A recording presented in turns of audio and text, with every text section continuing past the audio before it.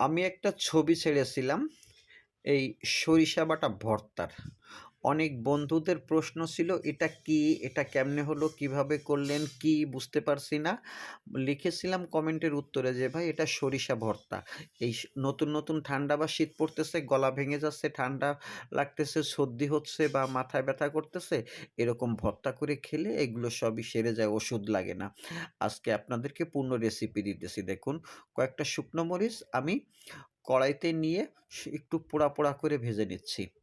পোড়া, পোড়া করে ভেজে নেয়ার কারণ হচ্ছে যে এটাকে আমাকে বাটতে হবে সেহেতু খুব কড়মড়ে দরকার নাই। শিলপাটার বাটা ভাই অন্যরকম আমেজ। কিছু রসুন আর পেঁয়াজ কুচি, এটাকেও আমি হালকা করে ভেজে নেব। খুব কড়া না কিন্তু। অল্প তেল দিয়ে হালকা, হালকাভাবে নরম হয় এরকমের ভাবে আমি এটাকেও ভাজবো। এটাকে আমি উল্টে পাল্টে ভাজার সময় যে দেখুন, যখন একটা মিডিয়াম আঁচ বা 60-70% কমপ্লিট হয়ে গেছে, তখন আমি এটাকেও আমার ওই পাটায় নিয়ে নেব। এই পাটা কিন্তু আপনারা অনেকেই ভাষাটা বুঝেন না, কারণ কেউ বলে শিলনোড়া। আমাদের দেশের ম্যাক্সিমাম অঞ্চলে এটাকে বলা হয় শিলনোড়া, আমরা বলি পাটাপুতা। এই শিল অর্থাৎ পাটা আর নোড়া অর্থাৎ পুতা। এই পাটা-পুতা আমাদের আঞ্চলিক ভাষা, আপনার আঞ্চলিক ভাষা শিল-নোড়া, অনেকে আবার অন্য ভাষাও আছে আমার জানা নেই। এখন আমি এই পাটা-পুতার উপরে একটু লবণ দিয়ে ভাজা মরিচগুলোকে আগে সুন্দর করে বাটবো। এই মরিচটা যখন আমার বাটা হচ্ছে, তখন দেখেন কি যে একটা ঘ্রাণ আসে, আপনার কাছে না থাকলে বুঝাইতেই পারবো না। মরিচটা যখন গুঁড়ো, গুঁড়ো, গুঁড়ো হয়ে গেল বাটার পরে, তখন আমি এই যে হালকা ভেজে নেওয়া পেঁয়াজ এবং রসুনটাকেও বাটা শুরু করলাম, এবং এই ২ বাটা আস্তে, আস্তে মিশে একাকার হয়ে যাবে। যেন এক বন্ধু আরেক বন্ধুর গলা জড়িয়ে ধরলে যেরকম হয়, ঠিক সেরকম। এরা ২ জনে যখন এই পাটার ভিতরে মেলামেশা করবে, ঠিক তখন আমি কি করব জানেন?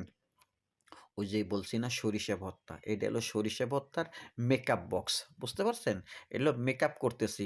আর সরিষাটাকে আমি কিছু সময়ের জন্য পানিতে ভিজায় রাখছি। সেখান থেকে এই যে পানি ফেলে দিলাম। সামনে এনে দেখাচ্ছি যে কি সুন্দরভাবে আমি এই যে সরিষাটাকে পানি থেকে তুলে চালুনি দিয়ে সুন্দর করে সেঁকে পানিটা ফেলে দিলাম, ময়লাটাও ফেলে দিলাম। এবার সরিষা বাটা শুরু। একটু জোরে মারতেছি, তার কারণ কি জানেন তো? সরিষাটা না শক্ত থাকে, তাই একটু জোরে, জোরে মাইরে আমি এবার সরিষাটাকে বাটতেছি। কারণ ওই যে পিঁয়াজ, মরিচ, রসুন বাটা এটা কিন্তু উঠায় রাখছি। দেখাইনি, একটু পরে দেখাবো। আমি এখানে এখন সরিষা বাটা শুরু করলাম। সরিষাটাকে সুন্দর করে মিহিন করতে হবে। তারপরে এই সরিষার ভিতরে আমি ওই পেঁয়াজ রসুন বাটা যে ছিল ওটাকে মেশাবো। মেশানোর পরে একটু ডেকোরেশন করে, মানে আপনাদের দেখানোর জন্য একটু ঢং আরকি। তো লেবু গাছ থেকে একটু লেবুর পাতা ছিঁড়ে আনলাম, ঘর থেকে একটা কাঁচামরিচ দিলাম। আবার একটু পরে এক কোয়া রসুনও দেবো, কিন্তু ওটা আড়ালে চলে যাক। এখন আসছে মূল কাজে। এই পাটায় অল্প একটু ভর্তা রাখছি, আর এদিকে রাইস কুকার থেকে আমি অল্প একটু ভাত তুলে নিচ্ছি পাটার ভিতরে। কারণ ছোটবেলা মার হাতে এই পাটায় ভর্তা মাখানোর পরে যে বাটা ভাত খেতাম, এটা অন্যরকম আবেগ ছিল।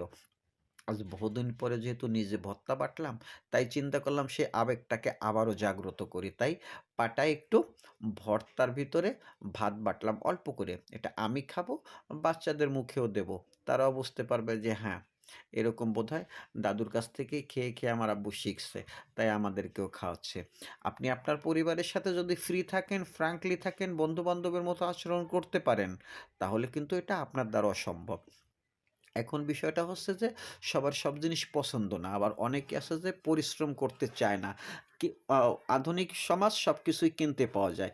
কিন্তু কিনে এনে খাওয়ার ভিতরে যে স্বাদ, আর এই যে হাতে তৈরি করা খাবার, এর ভিতরে যে স্বাদ, এটা অনেক ডিফারেন্স। দেখেন, ভর্তা তুলে রাখছি।